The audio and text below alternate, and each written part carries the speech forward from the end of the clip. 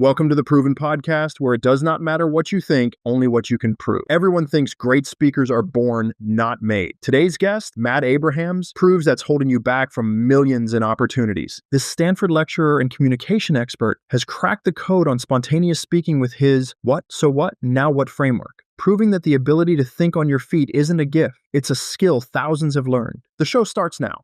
All right, everybody, welcome back to the show. I am ecstatic to have Matt on. Matt, thank you so much for being on the show today. Charles, thrilled to be with you. Thank you. Very excited. There's so many things you do as far as, you have a book, you've got a podcast. It's all about how to communicate better. And we're in a society now where it's all about social media and we have all these abilities to communicate, but people don't effectively communicate all over the board. So being able to have this conversation with you to help us get there is important. I think one of the things that most people don't know about you is you're very heavy into martial arts. Can you tell me a little bit more about that? Yeah, well, thank you. I don't often talk about it, but I've been doing martial arts since I was 13. There have been some little breaks along the way, and I've studied many, many arts. To me, it's very important, and I think everybody needs to find a physical outlet to help them. When I'm struggling with something in my life, I find that in the dojo, the martial arts studio, I'm able to work it out in a different way. And similarly, when there's some challenges or issues that I'm facing in the martial arts, I find that they seep in and get some help from what I do in my day-to-day life. So I have thoroughly enjoyed it. I started the martial arts out of a desire for self-defense. I was not very secure as a 13-year-old, was in a new environment, and it really helped, and I've really connected with it, and for many decades have studied the martial arts. What specific martial arts are you into on a high level? Well, if your listeners know a lot about arts, I started very young. The very first exposure I had to the martial arts was through judo. I took a class on judo. My cousin, my older cousin, who I've always looked up for, he has opened my eyes to so many things. I vividly remember as a 10-year-old going to McDonald's with him. He was babysitting me or something, and he ordered two hamburgers. Oh my goodness, you can have two. I thought it was one hamburger, one fry, one drink. Opened my mind to A whole new world. possibilities of the world. But he had studied a Japanese style called Gojan-ryu and really got very interested in it. There were no local karate studios where I grew up, so I started in Kenpo and have stayed with the same place for decades. Along the way, I've studied other styles, Kodokan Jiu-Jitsu, Tai Chi, Qigong, Bagua, and some other styles along the way. My two children have studied martial arts, different arts on purpose. Right. And so lots of exposure to lots of different arts. I love that you kind of bring what you've done in martial arts world into what you teach and how you share in the classroom because you've taught thousands and thousands of people, but not only in the academic world but also in the professional world.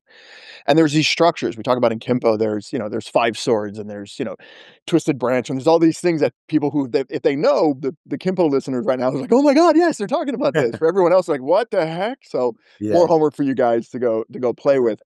A lot of what you do is structures and it helps people remember things and it helps you to think faster and to respond smarter and to do all these things in a high level. One of them that you do is called the three whats. Could you walk me through what that is, what the three whats are?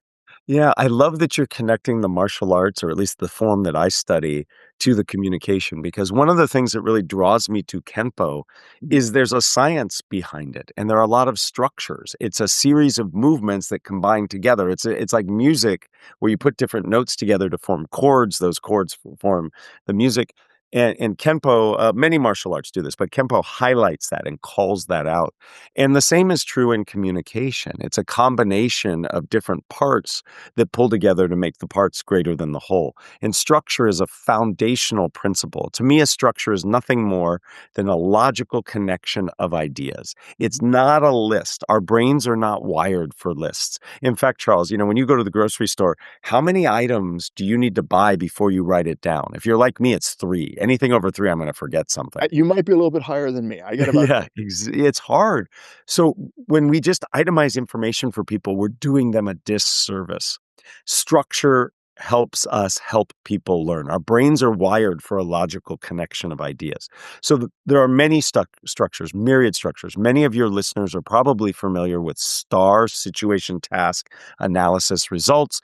All television advertising, or the vast majority of it, is in problem, solution, benefit, some issue, challenge, or problem. Here's how the product or service solves it, and then the benefits to you. The structure I like the most because of its flexibility is three questions. What? So what? Now what? And these three simple questions allow you, simply by answering them, to provide a structured response in many situations. I call this the Swiss Army knife of structures.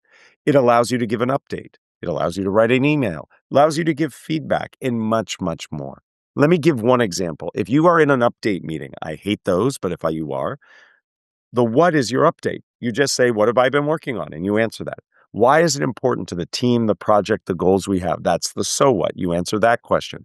And then the now what is, what are the contingencies and next steps that you'll follow through? So by simply answering these questions, you actually get a structured bit of information that not only helps you deliver it, but it helps your audience to remember it. And the goal of most communication is the F word, not the naughty one, but fidelity, accuracy, and clarity. When I relay something to you, I want you to get it and be able to share it with the same clarity that I shared it with you. And structure helps. And this is a great one.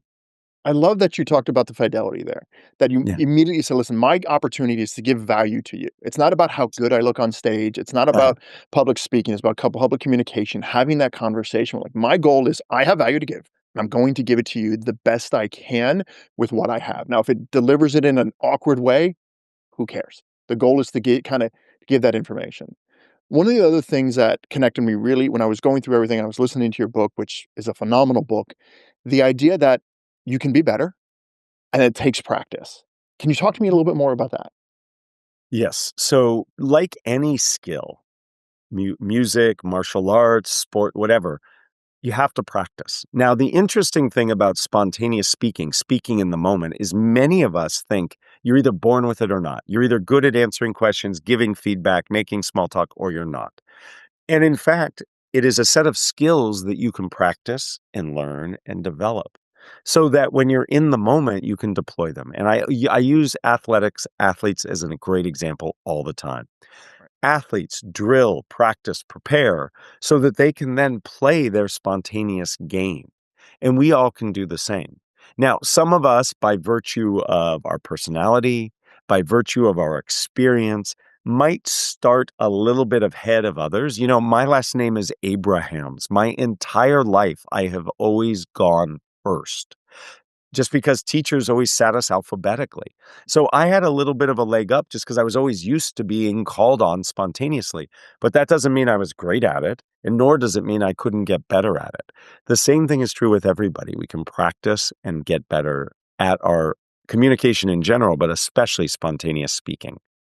I think that practice, just like martial arts or physical activity, that practice over and over and over again makes the spontaneous seem like it was actually, oh, it just happened. It was spontaneous. It reminds me of Larry Bird. For those of you who are old enough to know who Larry Bird is, he would sit there and he was just phenomenal. He was the Steve Curry before there was a Steve Curry, for those who are catching up. He would shoot 100 shots, and if he didn't make all 100 in a row, he would start over from the beginning. So that when he went out and he practiced on the court, be like, "Oh my god, he's such a good shooter." That was not by accident. That took an immense amount of kind of repetition over and over and over and over again. You have a couple pet peeves, and one of them, I think your number one pet peeve, is something I do all the time. So I'm gonna be selfish here, and I'm gonna steal time on the podcast and do it. At the end of when I'm communicating, because I'm one of those individuals who does have a little bit of diarrhea of the mouth, I rapid fire information out. There's a lot that comes out all the time. I always try and check in with my audience, and I do something that is it's just ineffective. There's just no way around it. I say, "Does that make sense?" Yeah. And I know it's your pet peeve, and it's something that I've been working on. I'm like, "Does that resonate? Can I go over anything more?" How does someone who has this issue, me, how do we go through that and create a more effective way to kinda resonate with our audience? So thank you for disclosing. It is something that does bother me. Your intent is wonderful. And I want to reward the intent. I just want to change the behavior. At the end of you communicating, answering a question, giving information, you want to check in to make sure that you served your audience well. Did they understand what you were saying? Did you answer their question? Those are very laudable goals. The problem is many of us default to the single phrase, does that make sense? And if you say that enough, So imagine you're in a meeting and you contribute multiple times, and at the end of each time, you say, "Does that make sense?" At some level of our primitive brain, It will make we sense. begin to think, Yeah. "Does that person make sense?" They're always asking, "Do they make sense?" I would much rather you check in a different way, in a varied way. So, for example, imagine somebody asks you a question, you answer the question, you could say, "Did I answer your question? Mhm. Can I tell you more to help clarify? What more can I provide you to help you understand?" Lots of different ways to accomplish that same goal versus just asking, "Does that make sense?" The other thing with "does that make sense" is it really puts the person on the spot. It's very hard to tell somebody who is an expert or in a position of power, "No, that didn't make Right. sense." So if you give them an opportunity to connect with you or to ask differently, simply saying, "Do you have a follow-up question?" is much easier for somebody to respond to than "Does that make sense?" There's another pet peeve I have that I'm gonna, just because this is therapeutic for me, happens at the beginning of Q&A. Whenever people ask questions, so many of us go, "Oh, good question. Good question. Good question." Not every question is a good question. And I think what we're doing when we say good question is good. I know the answer.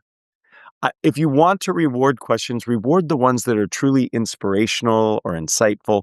And you can say that, but rewarding every question, again, loses the value. And the problem is this, Charles, is you'll have 4 questions. I say, "Good question, good question, good question." The 4th question really is the good Yeah. question, and you're so taken aback by it, you don't say "good question" when you should have, and the You person feels bad. So, I have pet peeves on both ends of Q&A. There's the good question and the "does that make sense" piece. Again, both have laudable intent, but we're just executing poorly. If every question is a good question, no question is a good question. It's kinda it mixes it.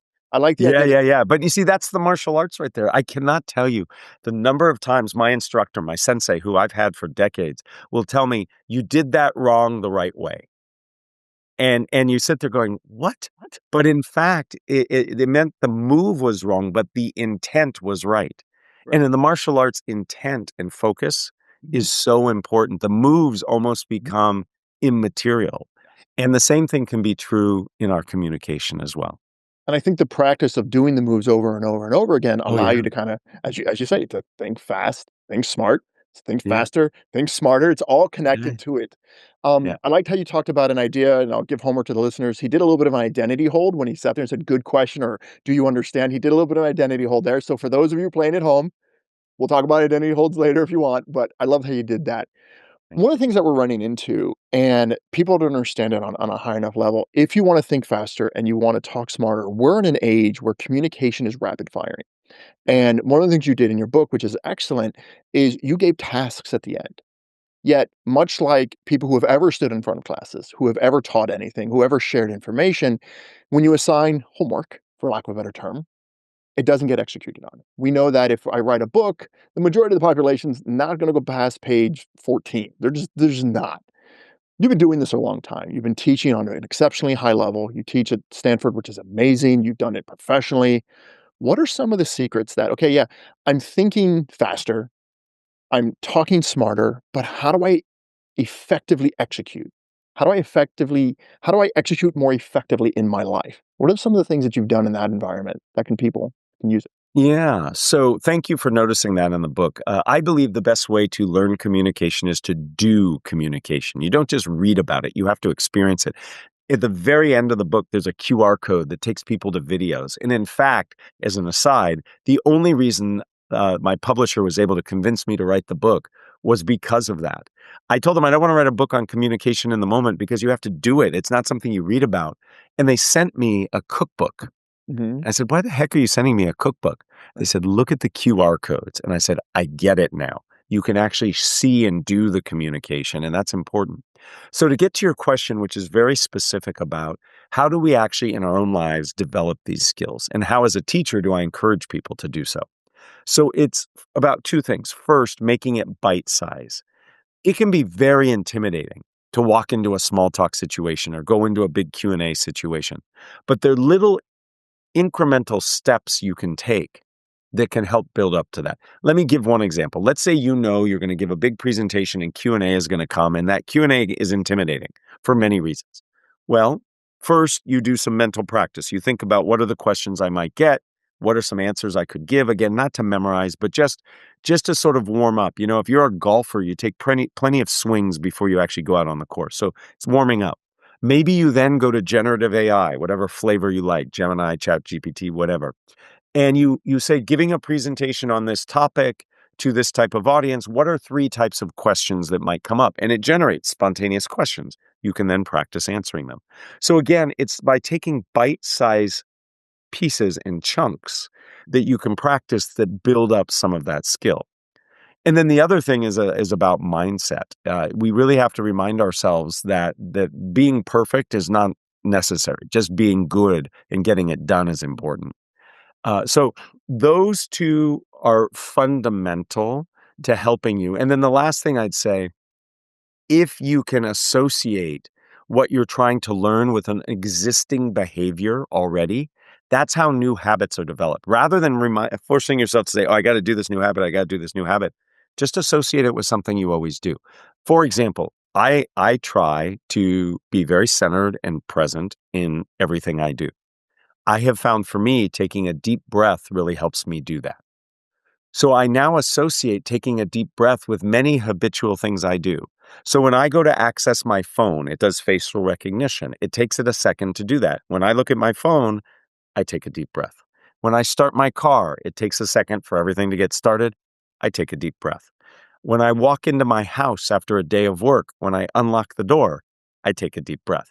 In other words, I'm associating some existing behavior that I have with a new habit I want to develop. So by chunking things out into smaller steps, by reminding yourself you just have to get it done, you don't have to do it perfectly, and associating some behaviors with existing behaviors, you can develop those habits. That's how you make things permanent and get the practice that you need.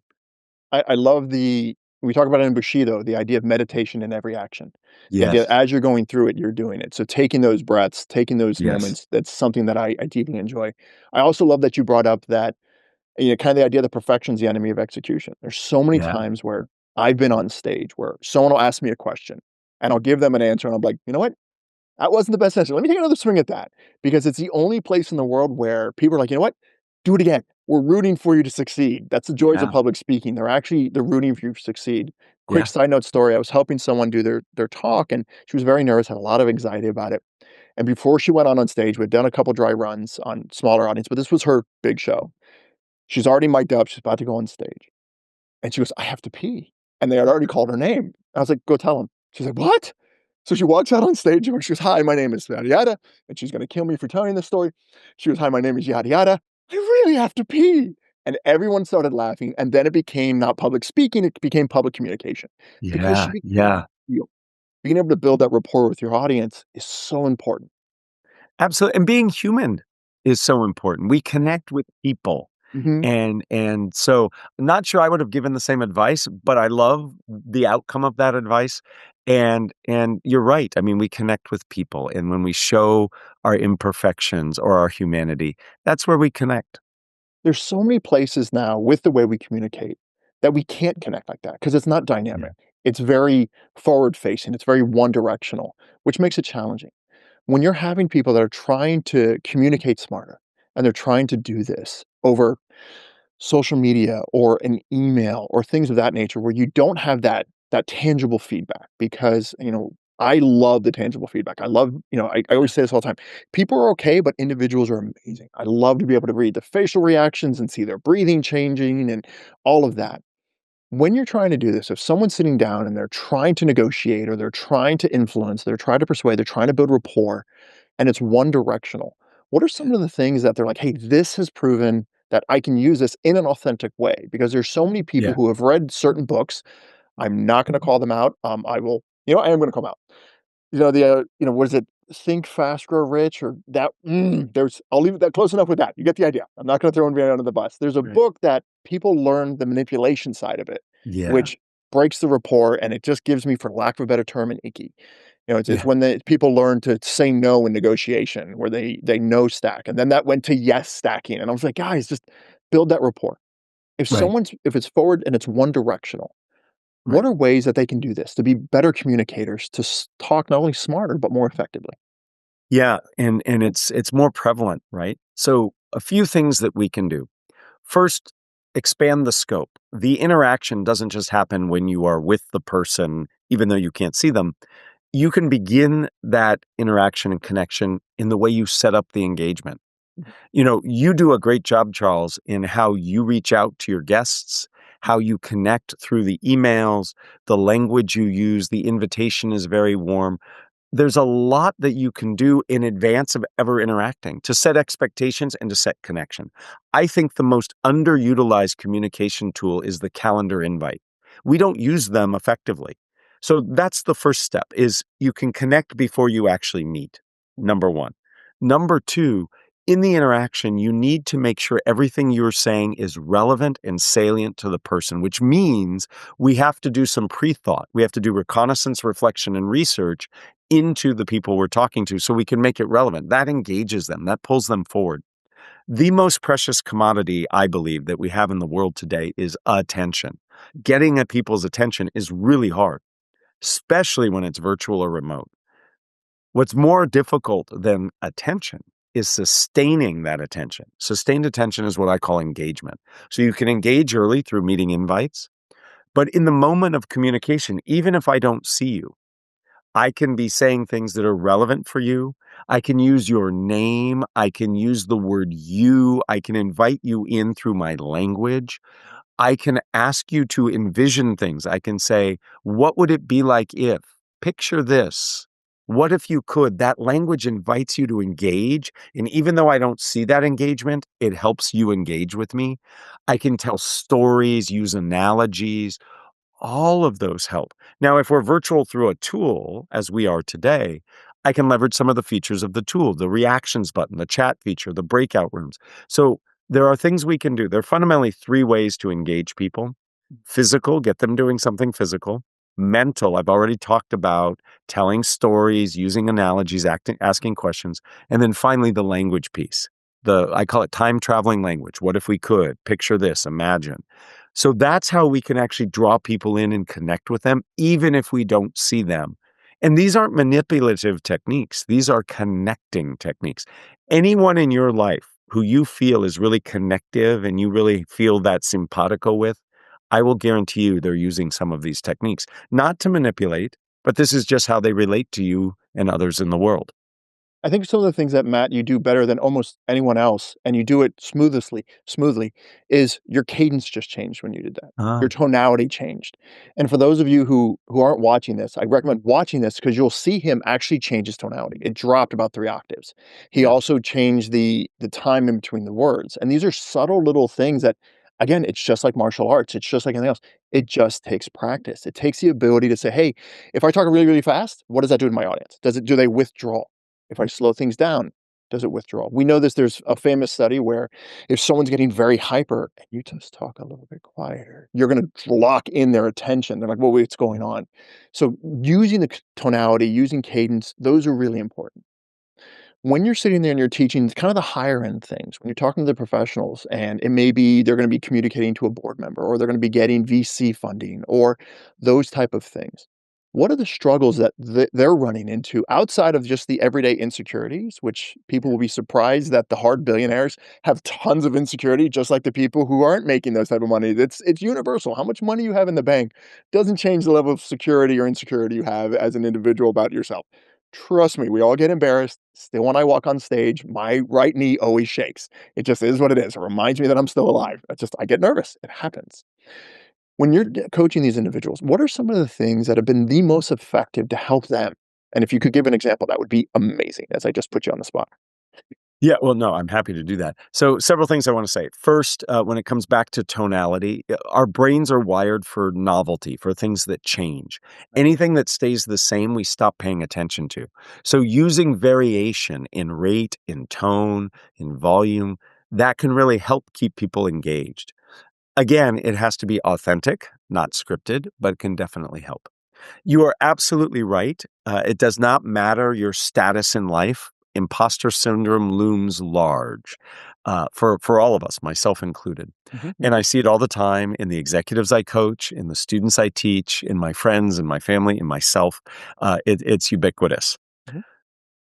Some of the big things that people struggle with, the more senior they get, is how do I make my thoughts, my goals, my mission, my vision, my values accessible to other people?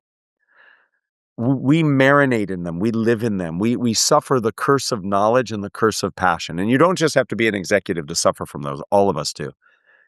What is very hard is how do I take what I know, what I'm passionate about, and make it accessible to other people? And beyond making it accessible, how do I make it motivational and inspirational? Leaders struggle with that. They have the passion, they have the vision. How do I make that accessible to somebody who hasn't had my life experience or the amount of time I've spent at the holistic level looking at all of this? That's a big challenge, and that's a challenge that I welcome that challenge because I find it really fun. It's a puzzle to solve, but there are a set of tools that we can use to help make it more accessible. I work with this one very senior leader of a company that we have all listened to what this company puts out. Mhm. He's a genius, and he's very creative, and he's got all these ideas. But the people in his organization, they work on specific parts of the what they do, and he's got this holistic view. How do you translate that holistic view so the individual understands, here's what my role is, but here's how it fits in the picture. And by the way, even though this task is mundane and repetitive, I need to be inspired to do it because it makes a huge difference. And so I work with him and his leadership team to help craft messages, to approach it, to make it accessible and inspirational. And that's fun for me. And the results are amazing when you find the right ways of doing that. It's interesting when you talk about the people at the high level, how do they pivot that around? There's a concept Yeah. called decentralized command, which Yeah, allows no sure. matter where they are, yeah, you're familiar with it, that pushes it upstream and downstream. And one of the things that I've been very lucky to see over and over again is when people walk into an environment, they don't make it about themselves. Okay, we have a goal. We know we have a goal, but what does that goal mean to you? And going back Yes. to the three whats, what does it mean specifically to you? Right. You've also done, some work and you've talked about how people run into they get nervous or they have anxiety. There's a couple different ways to attack that when you are going on stage or you are speaking, or even if you're just writing an email in your house when you're sitting in your boxers. What are some of the ways that you can kind of handle that you've learned to just say, okay, yes, it's happening. How do I address this in a way? Because a lot of us have a ton of knowledge in our head, but articulating it out of our pie hole is a little challenging at times. So how have you, worked with people and the experience you had to teach us, okay, you're stuck. There's a ton of information. You might be having some anxiety. You might be freaking out. You might have some block up right now. What are some tools that you've used to kind of help people get beyond that? So first and foremost, I want everybody to know I have pants on, number one. I'm not Damn it. doing this in my boxers, Darn but it. I was two, hoping you didn't. but two, this happens to all of us. Anxiety is a separate topic. Happy to discuss that. Putting anxiety aside, when you have a lot to say and that the thoughts get jumbled, two things have to be your guiding light. Number one, what's relevant and important for the audience? You are in service of the audience. It's not about what you want to say, it's about what they need to hear. So you have to remind yourself and think what's most relevant for this audience at this time. And then to yourself, of all the things you could say to yourself, the bottom line is many of us, when we are experts or have a lot to say, we use that inverted pyramid where there's all this stuff and we eventually funnel it down. Mm. Well, we're taking our audience on a journey of our discovery of what we want to say while we say it, and the audience didn't sign up for that journey. Instead, we need to have the pyramid with the apex up top. That's the bottom line, and then expand out. So think about what's relevant and most important to your audience. That's where you start. Then say to yourself, the bottom line of all the things I want to say that's relevant for this audience is this, and then build your message from there. In other words, it's all about focus. The most effective communication is focused communication, focused in content and focused on the audience. And those are the two guiding lights to help you get there. There was a show called Mythbusters. Are you familiar with Yeah. it? So Oh, absolutely. When my boys were right in that sweet spot, we would watch that show all the time. I love it. So there was it ties into this one. They were doing an Indiana Jones episode, Yeah, yeah, yeah. and they were trying to set this up where they have a big ball, which was they were using a Zorb ball, which if you've ever seen it, you just see horrible videos online where people are hurting themselves. Yes. They had it all set up, and they're gonna do the one where Indiana Jones runs away from the ball, and they're doing all this Right. work, and they're setting it all up and all this. And then Jamie sat down and goes, "Wait, well, why are we doing this?" They're like, "What do you mean?" They're like, no one's running away from this in life. This isn't one of the Mythbusters that makes sense. Our bottom line is this doesn't align with our show at all. And they went, okay, we're not doing it. So all this work immediately in a one question went Yeah. away.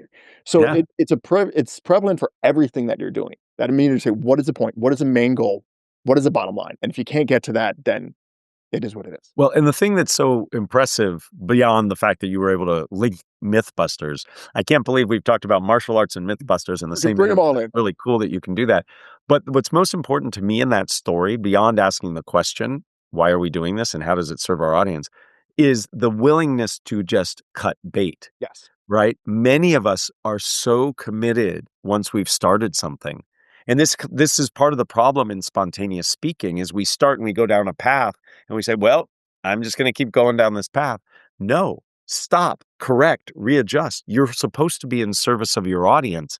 If it will help them better to go this way, this happens to me all the time when I'm teaching. I can be teaching and then realize that my students are struggling or have some challenge with something I've said.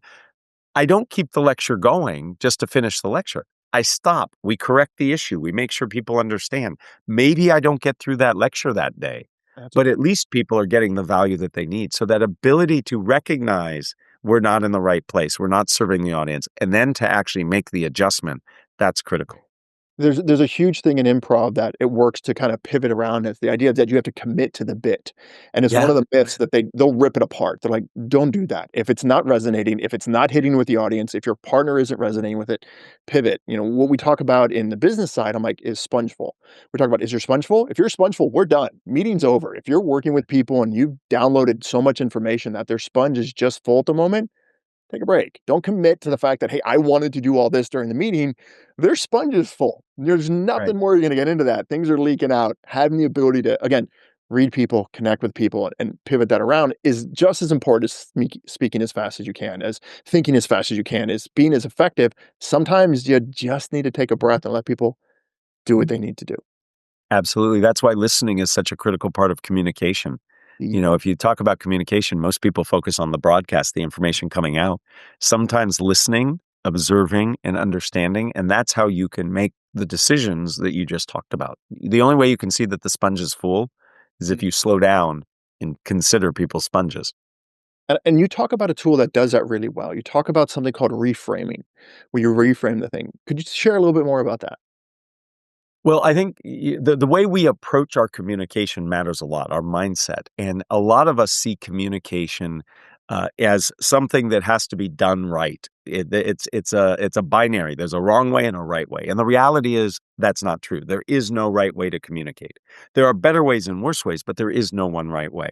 Mhm. And when you fixate on doing it right, you actually get in the way of doing it well. Your brain is like a CPU. If you have a laptop with lots of windows open, if you have a phone with lots of apps open, each one of those windows and apps is performing less well because the others are open. It's just taking some of that bandwidth. And your brain works the same way. If I see this as a zero-sum game, there's a right way and a wrong way, that means I am constantly judging and evaluating everything I'm saying against whatever that standard is, which means I'm taking some of that precious cognitive bandwidth and directing it away from where it should be focused, which is the audience. So I always say it's about connection, not perfection. And the biggest take home message from this is we should not memorize. When you memorize, you have created the right way to say it. And you have now created that thing that you will constantly be comparing to, reducing your bandwidth. People then say, well, then how am I going to get through my material? Have a structure. A structure is a roadmap. I might not know every word I'm going to say when I use what, so what, now what, but I know I'm going to go from what to so what to now what.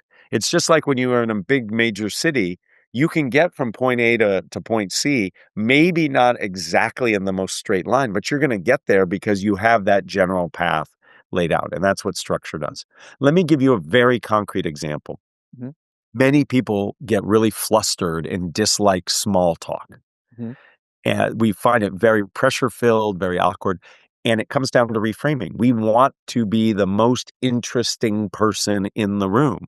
And I learned from a guest on my podcast this notion that it's not about being interesting, it's about being interested. Yes. And reframe it to being about connection, about being interested rather than being right and the best.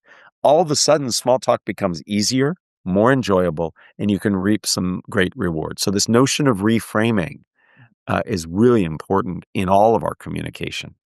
I love that you talked about it's not being about right or being the best. You run a Yeah. podcast where if you do this in isolation, if you do it in a vacuum, you're just listening to yourself speak. Yeah. Being able to set up a podcast where you're bringing other people in and having their insights come in and be able to share those things is important. Can you tell me a little bit more about your podcast? Well, thank you. The podcast is called Think Fast, Talk Smart. The book is a derivative, Think Faster, Talk Smarter. There will be no Think Fastest or Talk Smartest. Got it. We're done with that.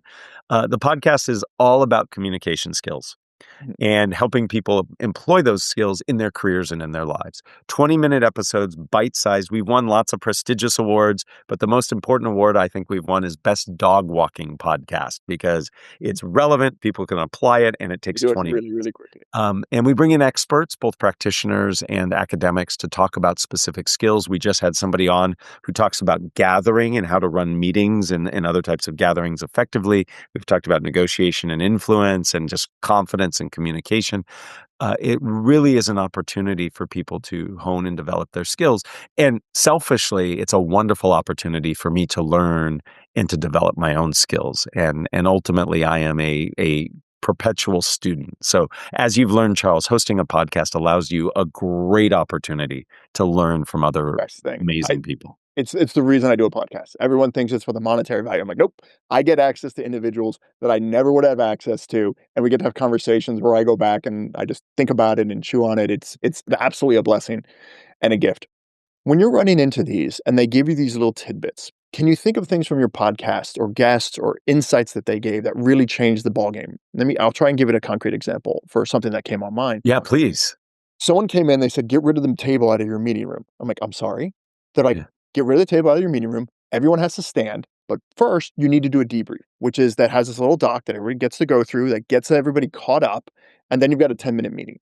And by making everyone stand, these 45-minute to 3-hour meetings all of a sudden turn down to these 15-minute meetings, and things are getting done more effectively because 'cause I'm all about efficiency. It's probably my Yeah. favorite thing in the world Sure. outside of maybe ice cream, but working on getting rid of that. They got rid of the meeting tables, and it was just this simple thing. I was like, "Really? I never would have thought getting rid of meeting tables would have done that." And everywhere we've implemented it for these, because 'cause we've all been in those meetings that are, "Okay, today's Tuesday," and there's just a PowerPoint presentation. You're like, "Oh god, please no." And you're going through that process. Here's a document. We've debriefed. It has everything. It basically is the 3 whats that were laid out, but no one's gonna sit down. No one's gonna get comfortable. We're all gonna share in the same space. That's something that radically changed how I do the majority of my meetings. What are some of the stuff that came from your podcast? I think that notion of standing meetings and the way the environment is set up is so important. I had a guest on who talked a lot about the environment matters a lot, and it's really changed the way I think. I hope that your drive for efficiency does not impact the savoring of your ice cream cones. I would hate for you to just plow through those. Enjoy it. I have every episode. Our goal on Think Fast, Talk Smart is you should each take away every person should take away one thing that they can put into action right away to change or improve their communication. So there are lots of things I can mention. I'm going to share two. I had Julian Treasure on. Julian is a listening expert. He's got amazing TED Talks. He's one of the top 5 most listened TED Talk presenters. He said something to me that fundamentally changed the way I think about listening. And all he did was take this notion of communication is all about being in service of your audience. And he said the question he always asks himself is, what is the listening I am speaking into? And I love that because that takes that notion of I'm in service of my audience, but reminds us that everybody listens differently. I have to adjust and adapt. I love that. Another one that really sticks out to me, I had Michelle Gelfin. She's a professor at the Stanford Graduate School of Business where I teach. And she studies lots of things among conflict and negotiation or among those. And she talks about metaphors and how the metaphors we use influence the communication we have. So if I'm negotiating and I see it as a battle, I'm going to communicate very differently than if I envision it as a dance. So she talks about minding your metaphors, and it really had impact on me because I approach a lot of my communication through a metaphor. When I'm interacting with my kids, I see it one way. When I interact with my students, I see it another way, and I see how it changes my communication. So I challenge everybody, as I challenge myself, to question what's the metaphor that I'm using? when I approach this communication? And might another one serve me better? I think the one that you've already given me that has fundamentally changed how I show up is don't be interesting, be interested. And I Yeah, think that that came one from Rachel Greenwald, and she's an amazing guest in person herself. Yes. yeah, that one when you shared that, doing the research, all of a sudden it hit me. I was like, "Okay." I wrote it down. I was like, "All right, that's staying on the computer for a while." I was like, Yeah, yeah, "That yeah, one, yeah. that reframed it." Two quick things before we wrap it up. Um, if if one of your students was asking you and they're coming into it and they want to be successful in your class, because I was not a good student, I was a phenomenally poor student. I barely made it through my undergrad. Sorry. But Yeah, if it's they're like, okay. what are the tactics? What are some things that they could be more effective in being successful in that stage of their life? And then secondarily, as people are beyond the school world and they're facing the world of being able to communicate and to communicate more efficiently and talk smarter. Can't get that word out today. Talk smarter. What are some things on both those sides? Like, hey, these are the takeaways that I really would love you guys to have. What are those two? Yeah, so for younger folks like my students, they come in with so much energy and so much excitement. So it's really about focus. It's about focusing what is it you want to do? What is it you want to say? How do you take that energy and make it so somebody else can understand it? So people who are newer or more novice to life, to a position, to a role, it's really about focus. And that focus can help you improve your impact. So it's leveraging structure, it's thinking about relevance. These are the things that really help my students. Now, somebody who has a little more wear on the tires might be better served to think about how do I make my content more accessible? We talked a little bit about this earlier with leadership. A lot of people, as we get older, that curse of knowledge, that curse of passion really sets in. We know what we're doing. We've done it before. We make these assumptions. We use jargon and acronyms. These are things that distance us from our audience in our communication. So I would say earlier in people's careers and people's lives, it's about focus. And then later, it's about making it accessible. The bottom line in both of those, though, is the same. It's all about being relevant for your audience. You have to focus on that, regardless of your experience, age, or tread wear on the tires. So when it talks about getting content and being accessible, how do people find you? How do people track you down? And where do they get access to the Well, I podcast? try to make it easy. So let me point people to two places. So fastersmarter.io is the website that will take you to the podcast, will take you to a whole bunch of free resources, videos, etc. And then on LinkedIn, I do a lot of work on LinkedIn. So if people just search my name or search fastersmarter.io, they're going to get access to the content, to the podcast, Think Fast, Talk Smart, and other things. And I invite people to do that. I am all about building community and really learning myself, but helping others learn too. Matt, I appreciate you coming on. I really do. Thank you so much for taking the time out and sharing so much of your wisdom with us. Charles, thank you. This was wonderful. I appreciate the opportunity not just to speak with you, but to speak meaningfully about something important to me, the martial arts. Thank you for that. Absolutely. Matt proved that communication isn't about being perfect. It's about being present and focused on your audience. Structure beats memorization, practice beats natural talent, and connection trumps perfection every time.